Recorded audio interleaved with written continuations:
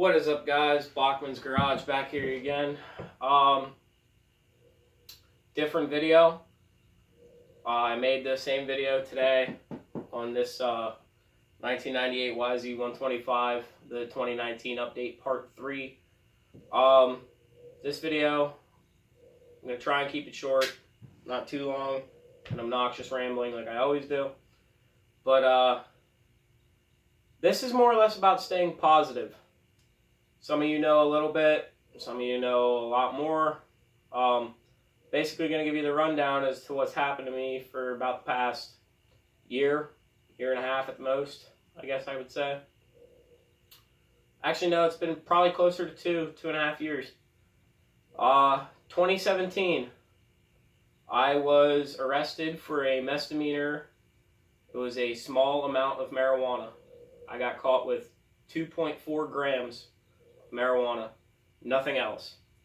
I was charged with possession of marijuana, possession of paraphernalia because it was in a bag. I then proceeded to court and got 7 months, or no, I had 1 full year of ARD probation, which is supposed to expunge your record, completely clear everything.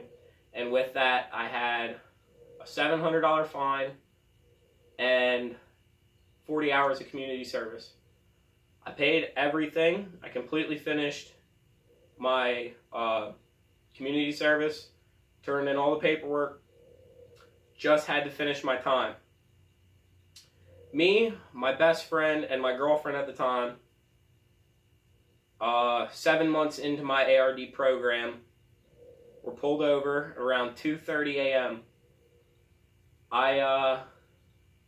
I was then arrested for a driving under the influence of a controlled substance. I had no marijuana, I had no other drugs, I had no paraphernalia, but my girlfriend at the time had multiple pieces of paraphernalia and multiple pieces of marijuana and oil or dabs, wax, whatever you want to call it. She was placed under arrest for misdemeanor possession of marijuana and paraphernalia.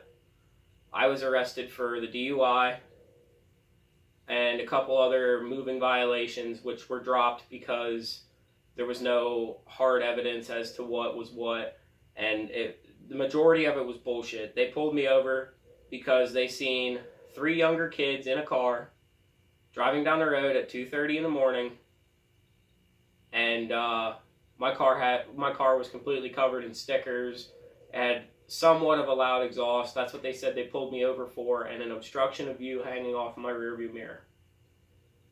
Whatever. It is what it is. I did not give them blood. I was very not educated on the laws in Pennsylvania. I did not know that not giving blood was an immediate DUI. I found that out the hard way. I then got the DUI. So what had happened was PennDOT took my license for 1 year for not having a BAC, blood alcohol content, because I did not give them blood. I had to go to Alcohol Highway Safety School.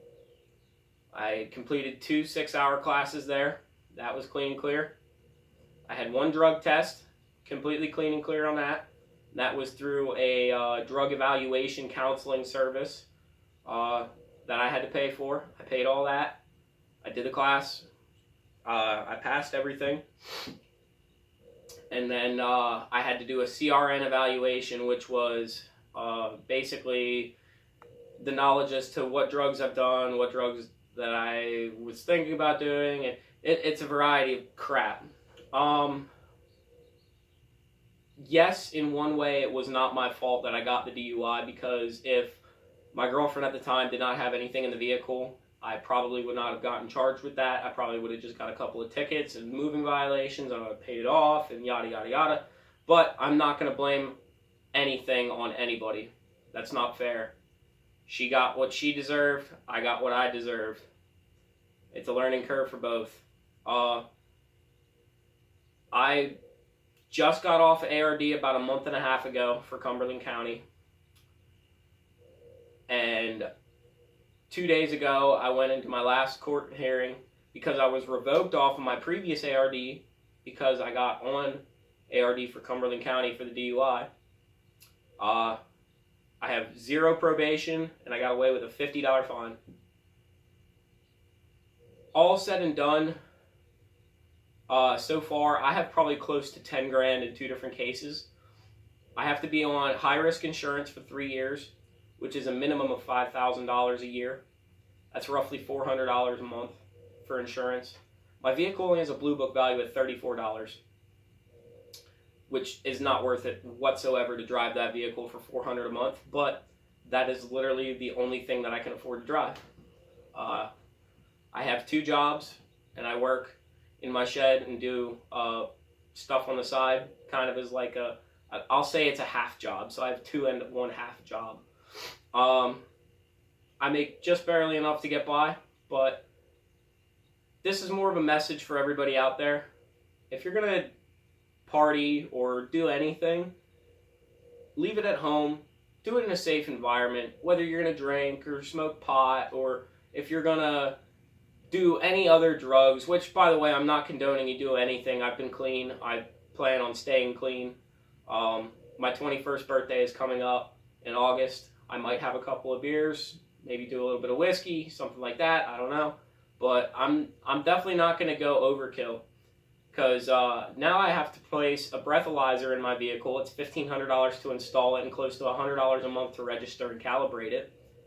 I'll be on high-risk insurance, so that's, if I get caught again, that's more money. And if I get caught for a DUI within the next 10 years, I automatically do 90 days in jail and up to a $5,000 fine.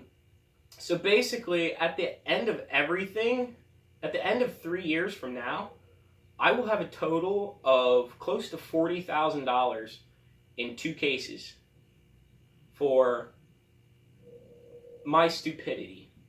Other people's stupidity as well, but my stupidity. And I'm willing to admit that. I wanted to put this on YouTube to just tell everybody, if you're going to do stuff like this, be safe. Do it in a safe environment. I do not condone drug use or anything. I come from a family that's pretty honest and not a lot of drug or alcohol abuse. But on my mom's side, there was a lot of both. And that doesn't make me any better than she was. But it doesn't make me any worse either, because I learned my mistakes. As for my ex-girlfriend, I hope that everything goes well for you. I'll be a good sport about this. No way, shape, or form am I mad at you for the DUI or whatever you might have it with the marijuana use or alcohol use or whatever. But, yeah, be safe, guys. Don't do stupid stuff. Look at this video, look at me, and just say, do I really have 40 grand to spend on one night of fun or one stupid mistake? I went down to the road to get a pack of cigarettes, or, you know, I went over to my buddy's house to stay there for the night because I had nowhere to stay. I just so happened to have a couple of beers. Suck up whatever drama you're going with at the time and stay where you're at if you're under the influence of anything. Whether it's prescriptions, alcohol, street drugs, hell, now in PA you can get a metabolic DUI. If you've been awake for more than 18 hours and they can prove it, they can get you for a DUI because you're too tired. So, I just wanted to put that out there. Everybody, please be safe. I hope you guys have a fantastic weekend. It is Thursday right now. I'm going to be racing this bike, or not racing, open practice on Sunday at Sleepy Hollow in Fredericksburg. If you guys are interested in that, look on Facebook at Sleepy Hollow MX. And bikes and quads, I believe, are $35 to get in. No spectator fee. It's an open practice from 11 a.m. to 5 p.m. So I'm going to go. I got to get to my next job in a couple minutes here. I hope you guys have a fantastic day. Learn from my mistakes and don't do them yourself. You guys have a wonderful day.